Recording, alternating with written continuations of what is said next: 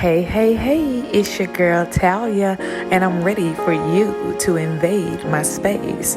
Welcome to Talia Space, y'all, where we're going to be talking about everything. You hear me? We're going to laugh, we're going to cry, and most of all, we're going to love on each other, y'all. Let's talk.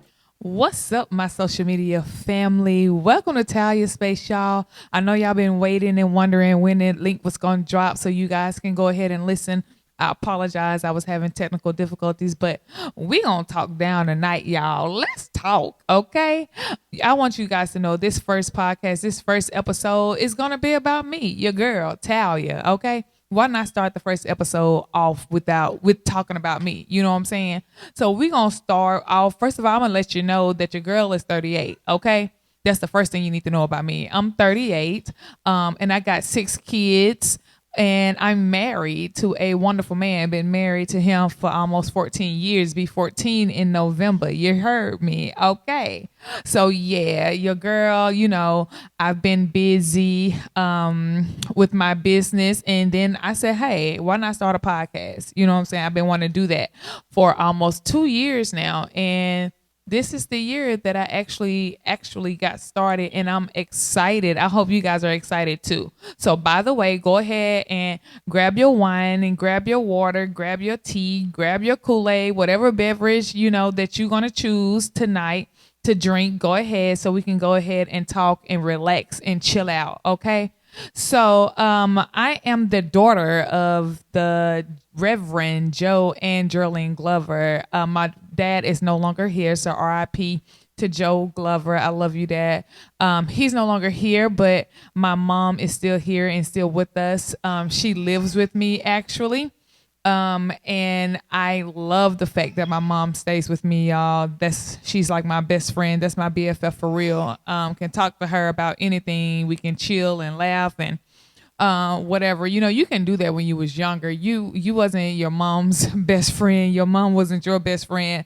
Especially my mom. It wasn't no friends. It was I'm mama and you daughter. And it's still the same now, but it's a little different now that I'm older, and she's older as well. We can talk about everything that I wouldn't talk to her about when I was, young. That changes a lot when you start to grow up and start talking to your mom more, and it's not the teenage or it's not the childlike type thing. It's like grown women talking, best friends talking, but you still have that little reserve because it's still your mom. So there's still some stuff that you may or may not say around, your parents or whatever. It's just that respect level when you get older.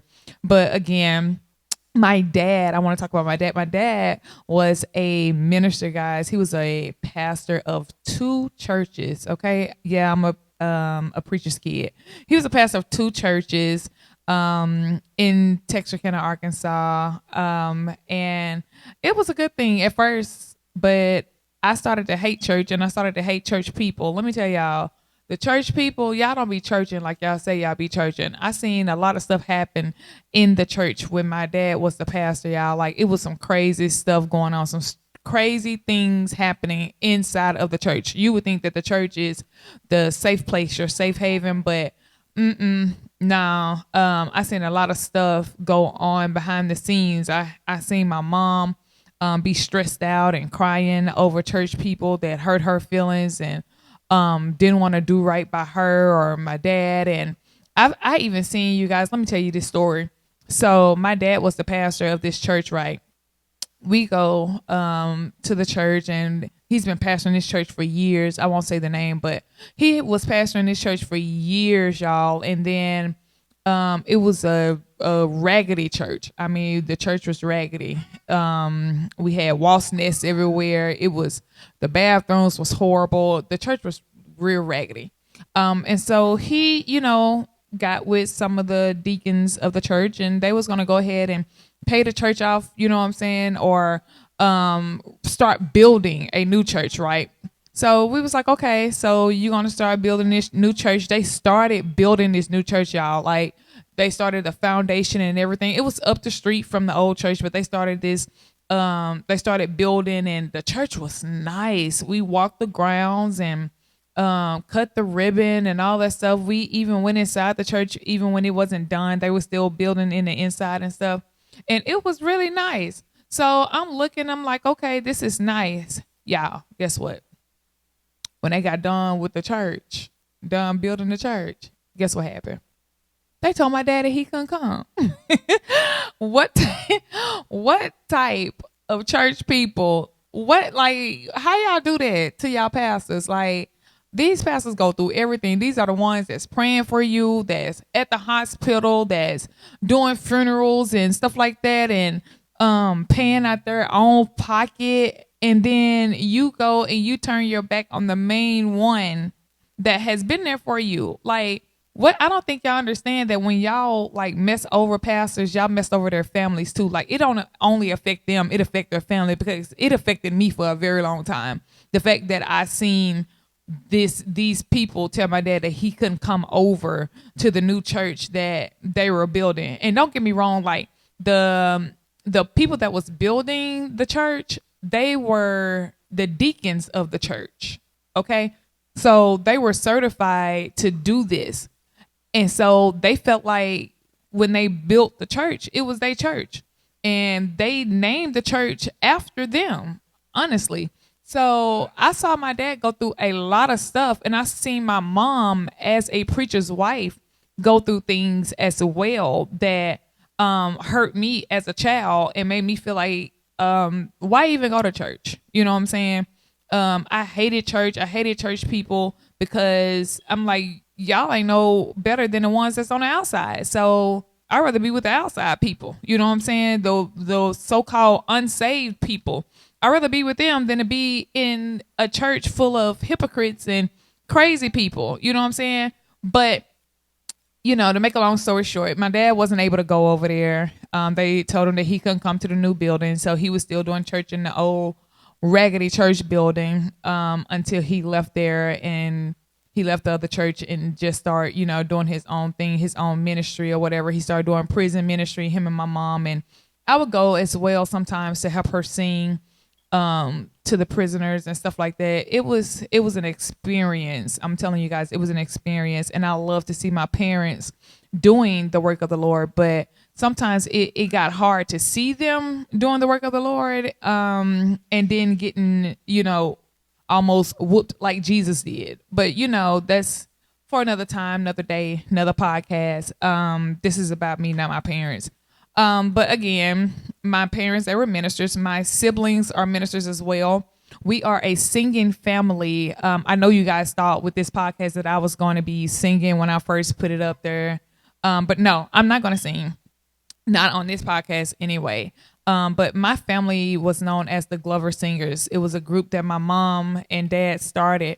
And it started with them and, you know, my aunties and stuff. And they were singing and traveling and, you know, singing quartet. So shout out to all my quartet people out there. She was singing quartet with my dad. And they did that for a while. And then she started another group that was me and my nieces and nephews. Y'all, my nieces and nephews, we are the same age. Okay. My mama had me when she was 40. So my nieces and nephews are like siblings with me. So we started a group called Third Generation. We were singing quartet as well, traveling or whatever. And then my mom transitioned me to the Glover Singers. So I was singing for a while, and my mom, she's a hard teacher, y'all. So one wrong note, she would throw stuff and go off and scream and holler. I thought she was Joe Jackson. We was Jackson 5. But to say this, it was an incredible lesson, and I've learned so much from her doing that. So I'm a singer. I do sing. I don't like to sing, so let's get that straight. I don't like to sing. I think because when I did used to sing, so many people compared me to my sister, because my sister is a power singer, y'all. Y'all have to hear her. I love my sister's voice. But she was a power singer, and I got tired of hearing, do she sound like Lisa? Do you sound like your sister? No, I don't sound like my sister, okay? My sister sound like her, and I sound like me. So it was like one of those comparison things, and I just hated it. I hated my voice. I couldn't find my own voice. I didn't know what that was until years later, really actually like a couple years ago, maybe like 5 or 6 years ago.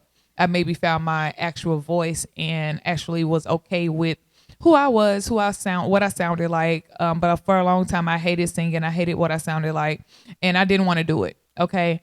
I said I would never sing again, but I do sing now. I sing on the praise team at my church, but nothing professionally. I don't think I'm gonna go that route ever.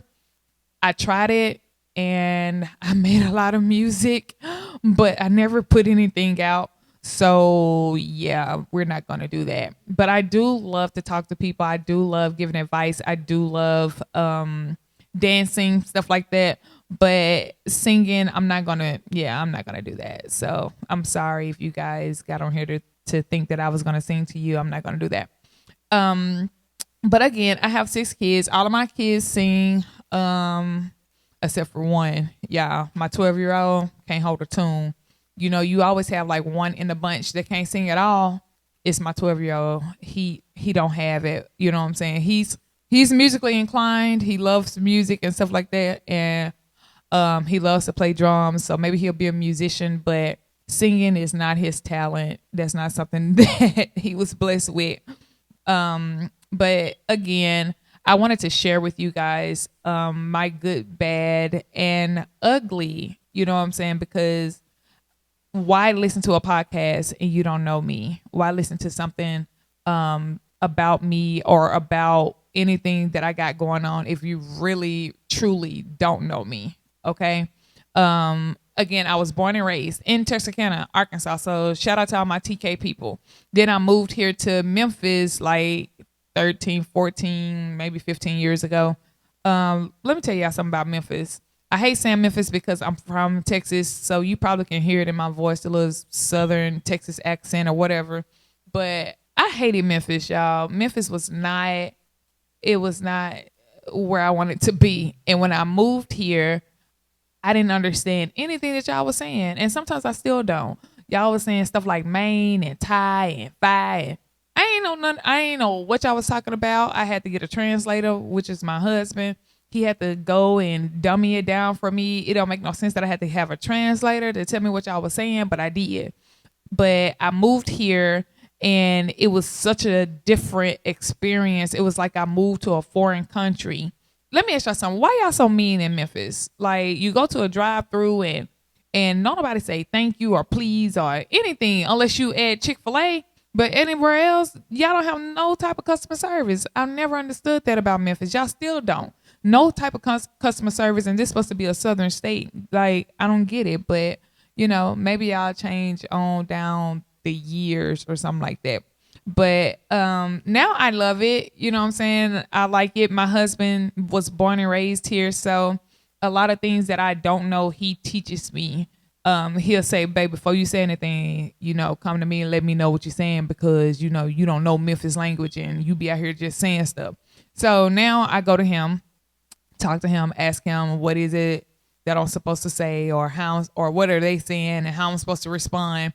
So yeah, I moved to Memphis. It was very challenging. I moved here running from a really bad relationship. Like it was really, really bad, y'all. So I was forced to Memphis to be here with my mom and my dad, and my brother was here, and they was my support system because I really needed support at that time because I was going through depression and anxiety. And you know, you need people when you're going through stuff like that. I know a lot of people say I don't need anybody, but that's a lie. You need somebody. You need somebody to vent to, somebody that ain't gonna tell your business, somebody that you can genuinely talk to. And so my mom and my family was that for me. And I'm so happy that I have them in my corner when I was going through that because that was a really terrible time in my life. But I moved here, got a job, started going to school, got, you know, certified in some things and got my degrees in some things. So, you know, I was happy once all of that got settled. But let me tell y'all something. Don't ever, and I mean ever, whether you a man or a woman, don't ever stay in a relationship too long and you know it's not working. Okay? Get out of that thing. Like run. Resist the devil and he'll flee. Run. Like run. Hurry up. Run. Run out of it before it gets too bad. Like it got too bad and I knew I should have left a long time ago. So I'm telling you, if you're in a bad relationship right now, I'm telling you to run. Get out of it. the best way you can. Find your support system. If you don't have a support system, find one. Find a church, find a shelter, find somebody that'll help you get out of that bad relationship. But yeah, and I'm going to talk about that more on a different podcast when we're talking about relationships and how I got out of it and the detail of what happened and stuff like that. I won't go into, deep detail, but just to let you guys know a little bit about what happened and why I had to run here. And, my podcast is to help people. I want to help somebody. I want to help people to understand who they are. This is my space. You know what I'm saying? That's why I call it Talia Space, because I create the space that I want. I create what I want to talk about, the atmosphere, the setting. So that's why it's called Talia Space, because I want you guys to come in and invade my space. And while you're here, I want to go ahead and, instill some things into your mind, into your heart. So when you leave here, there's something that you can take away and apply it to your daily life. That's my goal. Of course, we're going to laugh. We're going to cry. We're going to get angry sometimes, on this podcast. But if it's not helping you and if it's not entertaining to you or anything like that, then please feel free to go and grasp another channel. I'm not for everybody, and I know that. I'm okay with that. And if I'm not for you, that's fine. There's a whole bunch of podcasts that you can listen to, and I'm okay with that. I even share one with you, so you can go and check out their channel.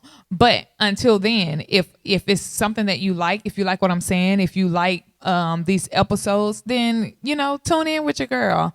Holla at me. You know what I'm saying? I will drop the links down so you can go ahead and click on those links and be prepared every Monday night at 8 p.m. to chill out and talk with your girl. This segment was a little laid back because I just wanted to introduce myself to you guys. But the next ones, we gonna talk down. Not T-L-A-K, but the T-A-W-K. We gonna talk down, y'all, okay? So meet me here again next Monday at 8 p.m. because we gonna talk some real stuff, y'all. I'm just happy that you guys came in on this one to get to know your girl. Love y'all. Bye-bye.